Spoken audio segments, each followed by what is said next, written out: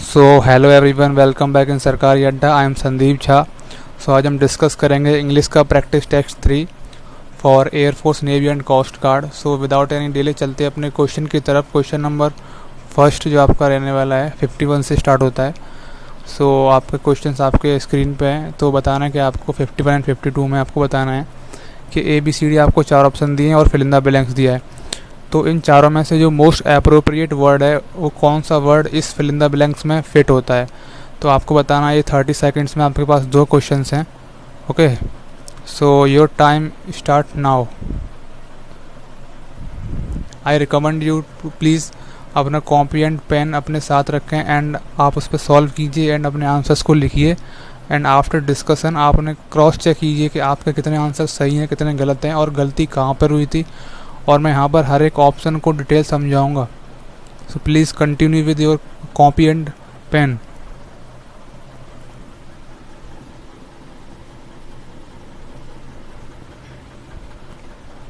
Okay, times up. So हमारा question का कहता है 51, his fill in the blanks income does not allowed him to buy a new scooter. उसकी जो income है वो क्या है, एक नए स्कूटर ख़रीदने के लिए काफ़ी नहीं है। मतलब उसकी इनकम उसको अलाउ नहीं करती उसको एक नया स्कूटर ख़रीदने के लिए।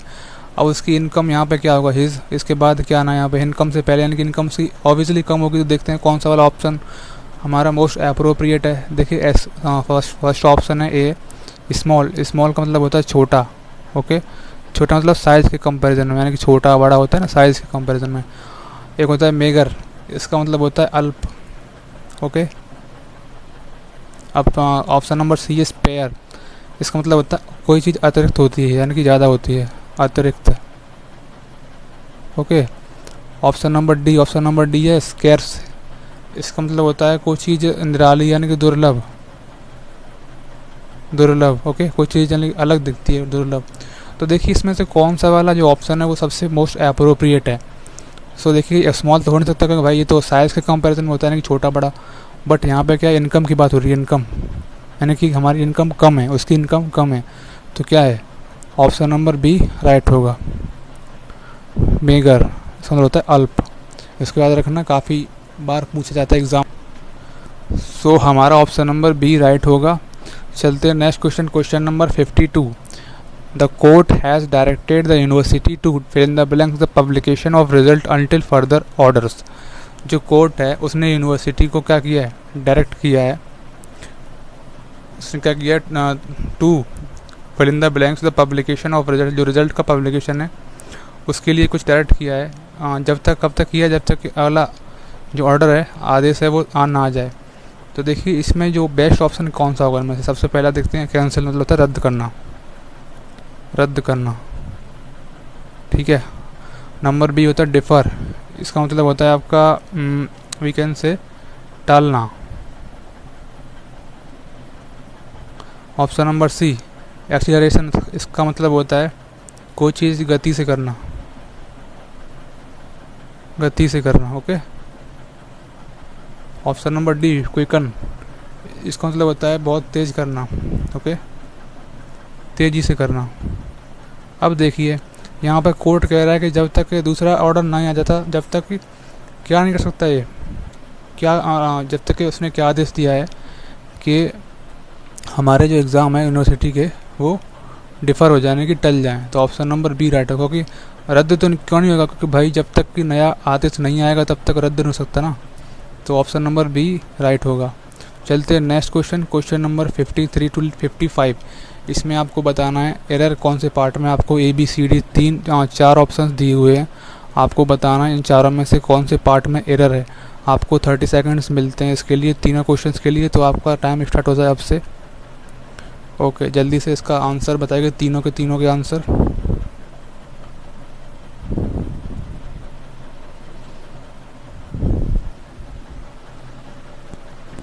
प्लीज़ कॉपी पेन में लिख लेना अपने आंसर्स को, 53 का जो भी है, 54 का जो भी है, 55 का जो भी है, जिससे आपको काफ़ी इजी होगा अपने सेल्फ एवेल्यूएशन में। ओके, सो टाइम्स अप। चलते हैं पहले क्वेश्चन की तरफ। 53, question number 53। The teacher was unhappy when he entered the class which comprised of 100 students, no error। देखिए इसमें क्या बोला, that the teacher was happy, जब क्या टीचर था खुश था, कब था, जब when he enter the class, जब वो क्लास में एंटर, जब उसने क्लास में एंटर किया, यानी कि क्लास में प्रवेश किया। अब देखिए एंटर्ड के बाद यार उसने प्रवेश कर रहा है ना, तो द क्यों आएगा, यहाँ पे इनटू आना चाहिए ना, into, entered into the class, entered into class, into the class, यहाँ पे द आना चाहिए, द से पहले इनटू आना चाहिए। ओके, सो हमारा ऑप्शन नंबर बी में करेक्शन है, यानी कि बी में एरर है, तो option number B is right. Okay, so 54 and 55 आपको ये दोनों बताने हैं, कमेंट सेक्शन में आपको आंसर देने हैं दोनों के, काफ़ी इजी हैं, आपको आप इन्हें आसानी से कर सकते हो। ओके, चलते हैं next question, question number 56 to 58। Okay, इसमें क्या दिया है, देखिए इसमें आपको जो स्टार्टिंग वाला पार्ट है सेंटेंस का वो दिया है, और जो एंड वाला पार्ट है वो दिया है, और बीच का जो पूछ रहा है, चार ऑप्शन दिए हैं आपको PQRS, इन चारों को अरेंज करना है कि जिससे कि ये एक करेक्ट सीक्वेंस में ये लोग जो भी ये चार ऑप्शंस हैं ये करेक्ट सीक्वेंस में ऑर्डर्ड हो जाएं। तो आपके पास 30 सेकंड्स हैं, आपको ये तीनों के तीनों सॉल्व करने हैं। चलिए आपका टाइम स्टार्ट हो गया अभी से। ओके, अपने आंसर्स को अपनी कॉपी में लिख लीजिएगा, because it will helpful for you, even very helpful, because जब हम एग्ज़ाम में बैठते हैं तो यार जो टाइम मैनेजमेंट है ना वो नहीं हो पाता है। क्वेश्चन सबको आते हैं बट टाइम मैनेजमेंट वाले प्रॉब्लम सबके साथ हो जाता है। तो मैं रिकमेंड करूँगा कि आप कॉपी और पेन पे कीजिए इसको सॉल्व, और कितने टाइम में कर रहे हैं वो टाइम लिखिए अपने कॉपी में। ओके, चलते हैं question number 56। So the decomposers, okay ये क्या है, सब्जेक्ट है। ओके, अब देखिए PQRS, चार ऑप्शन हमें दिए हुए हैं, ठीक है। अब देखिए जो सब्जेक्ट के बाद क्या आता है, या तो वर्ब आएगी या फिर कोई हेल्पिंग वर्ब आएगी। ओके, चलिए देखते हैं कौन सा वाला PQRS में इसके बाद कौन सा वाला एकदम एप्रोप्रिएट होगा। तो देखिए द डिकम्पोजिटर्स, अब इसके बाद क्या है, वर्ब आती है तो हेल्प वर्ब है, और किसी में वर्ब है ही नहीं, तो यानी कि क्यू आ जाएगा। ओके, आगे को अब देखिए help in decomposing the, okay अब देखते हैं द के बाद क्या आ सकता है, डिकम्पोजिंग द, क्या डिकम्पोज हो रहा है, dead bodies of plants and animals, तो इसके बाद आएगा आर। ओके, अब आ गया ये एनिमल्स, उसके बाद देखते हैं कौन सा वाला अप्रोप्रिएट होगा। डिकम्पोजिशन हो गया इनका and, hence help to clean the environment. Okay, so P आएगा इसके बाद, then last and put back various useful elements, S. उसके बाद जो 6 वाला है into soil air and water. Okay, so most appropriate answer होगा हमारा आंसर नंबर सी। ओके, चलते हैं next question, question number 57। First है जो आपका जो पहला वाला सेंटेंस है वो है दो इंडिया स्पोर्ट्समैन। अब आपको बताना है PQRS में से कौन सा अप्रोप्रिएट है इसके बाद। तो देखिए दो इंडिया स्पोर्ट्समैन, इंडियन स्पोर्टमैन है। अब उसके बाद क्या सकता है, जो हु होता है हमारा वो एज अ सब्जेक्ट काम करता है, जो इंडियन स्पोर्ट्समैन है इनको रिप्रेजेंट करेगा हु, तो पहला आ जाएगा P। इसके बाद देखिए द लार्ज नंबर ऑफ, ये तो नहीं हो सकता, did not set many records in sole set official and politicians. So I think इस दोनों में से P के बाद क्या सकता है, ये क्वेश्चन है दो Indian sportsman who accompanied them, फिर क्या आएगा क्वेश्चन है ना, तो did not set many record in Seoul Asiad, तो ये वाला आर ऑप्शन इसके बाद आएगा। ठीक है, इसके बाद देखिए क्या सकता है, the largest number of official and politician, so Q and S। Option number C is right. Okay, option number C is right. So next question, question number 58। They are mostly peoples. Okay, इसमें भी देखते हैं क्या होता है। अब देखिए यहाँ भी पीपल आ गए। अब देखिए यहाँ भी हु है। मोस्टली जो सेंटेंस फॉर्मेशन होता है उसमें हु का रोल बहुत होता है। आफ्टर एक सेंटेंस होता है उसके बाद जो हु यानी कि इनको रिप्रेजेंट करता है मोस्टली पीपल को, तो आर आ जाएगा पहले। उसके बाद never, okay, who work in the neighbourhood. And then आपका आएगा पी। पी में क्या है, and they find the club very convenient. इसके बाद आएगा as because it enables them. Then आएगा आपका to get a reasonable meal. उसके बाद without too much trouble. So इसका आंसर भी होगा सी। चलते हैं नेक्स्ट क्वेश्चन पे, क्वेश्चन नंबर 59 to 61। इसमें आपको बताना है वन वर्ड सब्स्टिट्यूशन। आपको एक सेंटेंस दिया है, आपको उनका वन वर्ड बताना है। यू हैव 30 सेकेंड इन तीनों क्वेश्चंस के लिए। जल्दी से इन तीनों क्वेश्चंस का आंसर बताइए।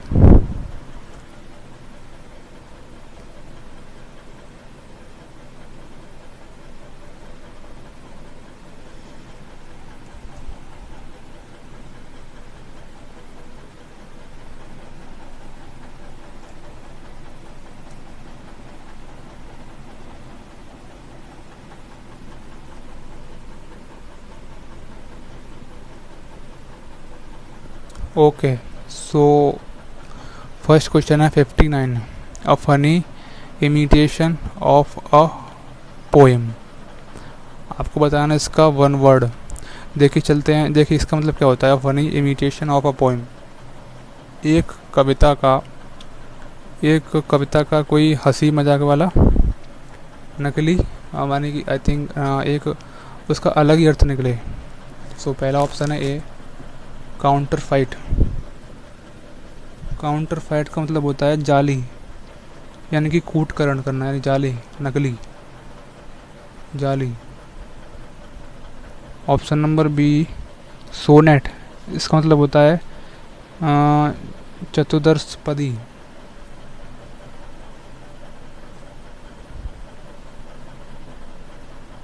Okay, option number C, caricature. इसका मतलब होता है कोई भी मतलब हास्य चित्त वाला इंसान, यानी कि हंसी मजाक वाला। Option number D, parody. इसका मतलब होता है किसी की नकल करना, यानी कि किसकी नकल करना। नकल करना किस में, हंसी मजाक में।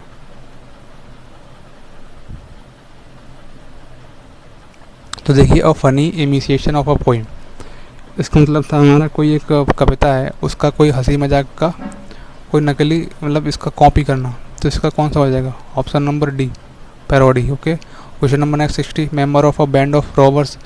एक डाकुओं के झुंड का कोई सदस्य क्या बोलते हैं उसको। सो डेकॉइट। डेकॉइट का मतलब क्या होता है, ऑप्शन नंबर ए, डेकॉइट। इसका मतलब होता है कोई भी विगन से डाकू, लुटेरा। और फिर आता है आपका ब्राइगेंड। इसका मतलब होता है डकैत, थीफ, चोर होता है। एंड पायरेट, इसका मतलब होता है समुद्री डाकू।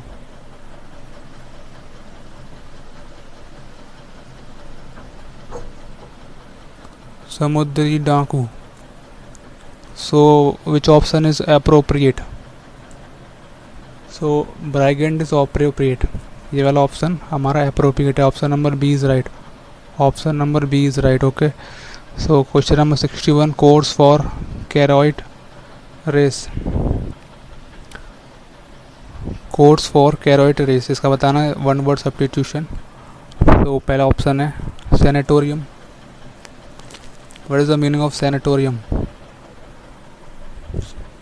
इसका मतलब होता है स्वास्थ्यालय। क्या मतलब होता है, स्वास्थ्यालय।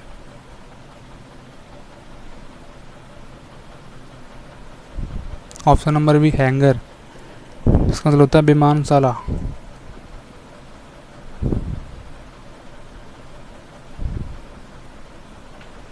हिपोड्रोम, इसका मतलब होता है दरियाई घोड़ा।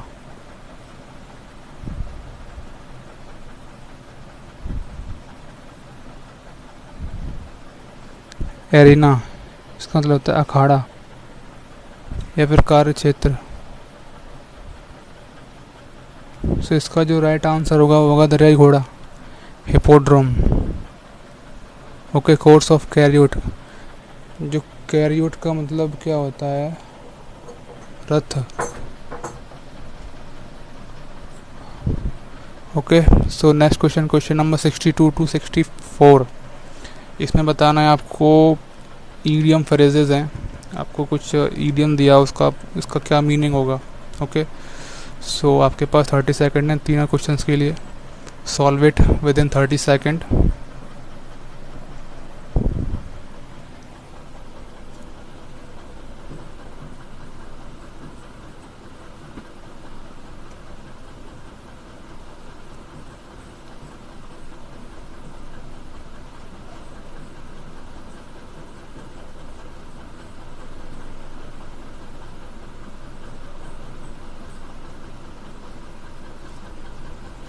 ओके, सो 62 क्वेश्चन है, a man of straw.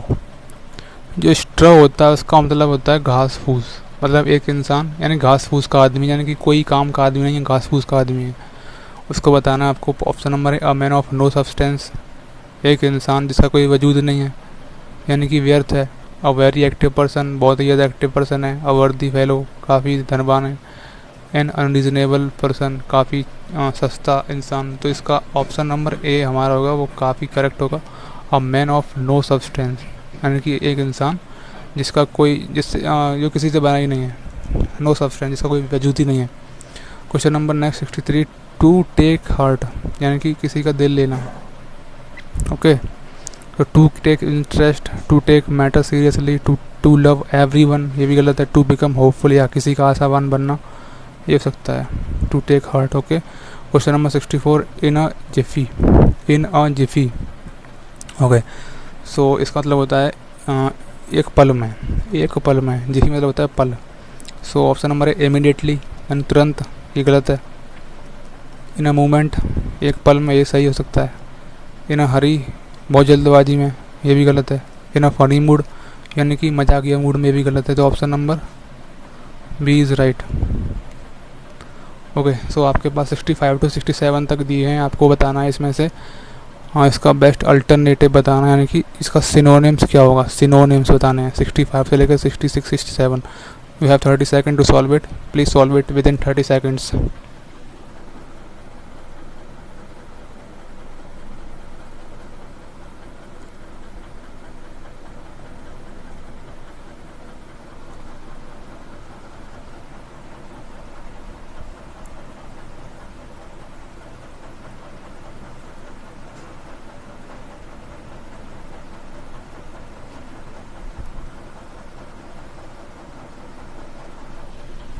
So question number 65, रीआइट्रेटेड।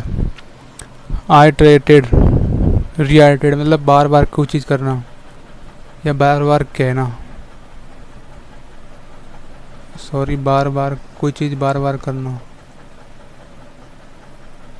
इसका सिनोनिम्स कौन कौन सा होगा? देखिए, फर्दर मतलब होता है कोई चीज़ बढ़ाना, किसी चीज़ को आगे की ओर ले जाना। एक होता है, दूसरा है रिपीटेड, यानी कि बार बार करना, ये सही है, ये गलत है। स्ट्रेस्ड मतलब होता है कोई चीज़ स्ट्रेस्ड मतलब यानी कि तनाव में, ये भी गलत है। एम्पैथाइज मतलब होता है किसी चीज़ को ज़्यादा महत्व देना, तो ये भी गलत है। यानी कि ऑप्शन नंबर बी राइट होगा, क्योंकि रिपीटेड यानी कि बार बार वो चीज़ हो रही है। सो next question, question number 66, disgruntled.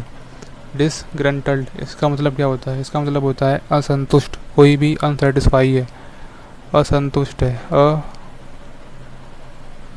असंतुष्ट है।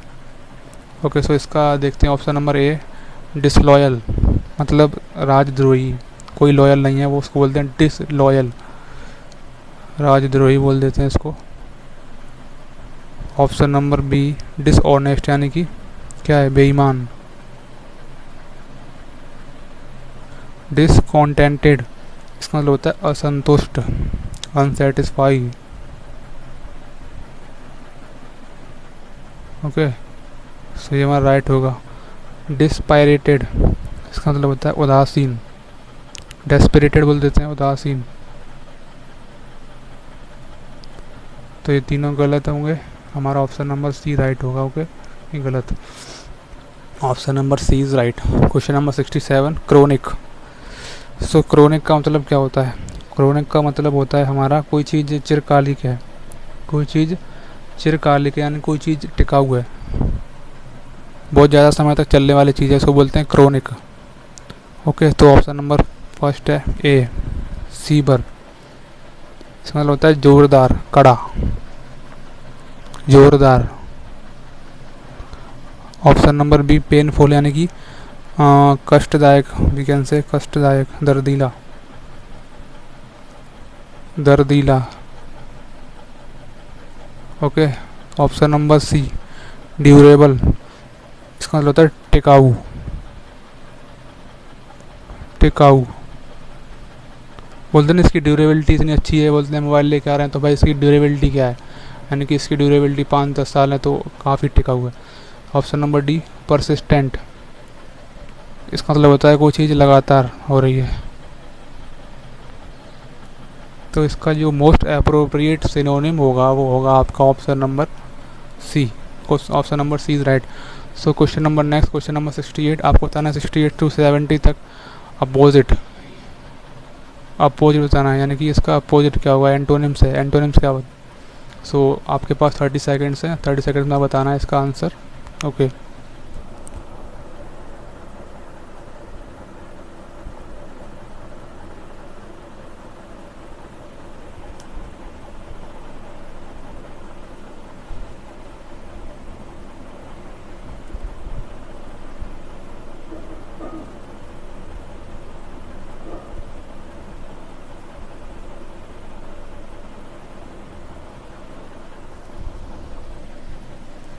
सो times of 68। Vindictive, vindictive, what is the meaning of vindictive? इसका मतलब होता है ईर्ष्यालु, कोई इंसान क्या है, ईर्ष्यालु है। इसका मतलब होता है ईर्ष्यालु, ईर्ष्यालु। ओके, मतलब कोई कोई किसी से देख कर चिढ़ रहा है। तो ऑप्शन नंबर ए, फॉरगेटफुल। इसका मतलब होता है लापरवाह, लापरवाह, ये गलत। फॉरगिविंग, यानी कि क्षमा करना, क्षमा। ऑप्शन नंबर सी, काइंड, यानी कि दयालु। ऑप्शन नंबर डी, हेल्पफुल, यानी कि किसी का सहायक है। सो विच ऑप्शन इज अप्रोप्रिएट, यानी कि इसका कौन सा ऑप्शन सबसे अच्छा एंटोनिम है? तो 66 का जो है सी, काइंड, दयालु। ये वाला ऑप्शन सबसे बेस्ट है, क्योंकि ईर्ष्यालु का जो अपोजिट होगा वो होगा दयालु, काइंडफुल है। बोलते नहीं भाई, काइंड, वेरी काइंड हार्टेड इंसान है। Okay, so question number 69, salient, salient. इसका मतलब क्या होता है? इसका मतलब होता है कोई चीज़ मुख्य है, इसके मुख्य बोलते सेलिएंट फीचर्स। आपने बुक्स में पढ़ा होगा सेलिएंट फीचर्स, यानी कि मुख्य इसके जो फीचर्स हैं वो। तो ऑप्शन नंबर ए, डेंजरस, मतलब कि क्या होता है, खतरनाक। अनअट्रैक्टिव, यानी कि ज़्यादा अट्रैक्टिव नहीं है। नंबर सी, अनइम्पोर्टेंट, यानी कि ज़्यादा मुख्य नहीं है, यानी कि ज़्यादा महत्वपूर्ण नहीं है। So option number C is right.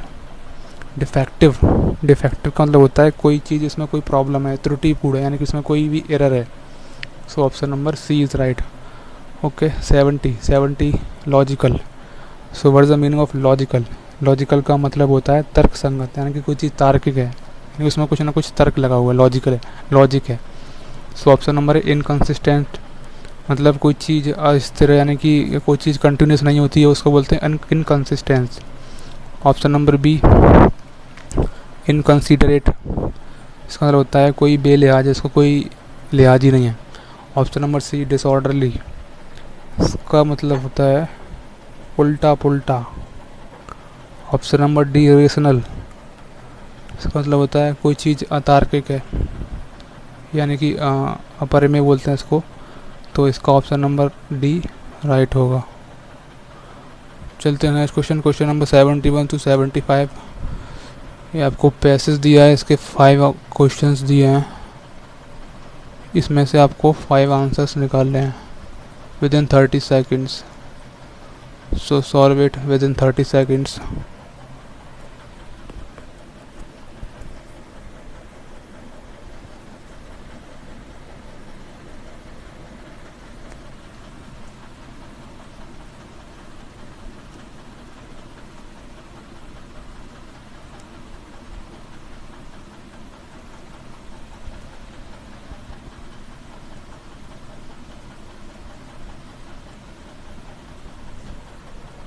Okay, times up.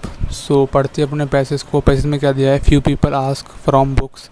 कुछ लोग हैं जो कि बुक से पूछते हैं what books can give us, किताबें हमें क्या दे सकती हैं. Most commonly we come to books with blurred and divided mind. ज़्यादातर हम कब आते हैं बुक्स के पास? जब हमारा दिमाग क्या होता है? ब्लर्ड होता है, या फिर हम बहुत ज़्यादा दिमाग से ख़राब होते हैं, मतलब कि हमारा माइंड सही नहीं होता. Asking of fiction that it shall be true, of poetry that it shall be false, okay, of biography that it shall be flattering, of history that it shall enforce our own prejudice. If we could banish all such caption when we read that author is true, okay. इसमें एक समझ में आ रहा है हमें इसमें क्या context है. इसमें यह है कि भाई जो ऑथर है वो सिर्फ यही बताना चाह रहा है कि हमें जो बुक जो हम लोग देखते हैं उसका जो नज़रिया है वो सही होना चाहिए. बस इतना आपके लिए काफ़ी है और काफ़ी इजी है ये. देखिए, चलते हैं अपने question number 71. The main intention of author is to. जो ऑथर का जो मेन इंटेंशन है इस पैसेज के प्रति वो क्या है? Option number 1, define what various kind of books are. मतलब अलग अलग तरह की किताबों के बारे में बताना. ये तो गलत है. नहीं. Enumerate and readers preconception. जो रीडर्स का जो प्रिकॉन्सेप्शन है यानी कि जो सोचता है उसके बारे में बताना, ये भी गलत है. Point out the faults of reader. जो किताब पढ़ने वाले हैं उनका फॉल्ट बताना, ये भी नहीं है. Suggest the correct approach to book. या ये सही है. ऑप्शन नंबर डी बता रहा है कि भाई जो हम लोग बुक को अप्रोच करते हैं उसको एक अलग नज़रिए से देखना चाहिए हम लोगों को. वो उसने सजेस्ट किया है इस पैसेज के through. So option number D is right. So 72, according to the passage, most readers think that the poetry जो पोइट्री है इस पैसेज के अकॉर्डिंग क्या बताया गया है? डिडक्टिव है, रियलिस्टिक है, इमेजिनेशन है, अनरियलिस्टिक है. ओके. इसमें बताया गया था कि it shall be false of biography that it shall, यानी कि ये गलत भी होगा, या फिर जो भी it shall be flattering of history it shall enforce our own prejudice, तो इसका मतलब होता है अनरियलिस्टिक.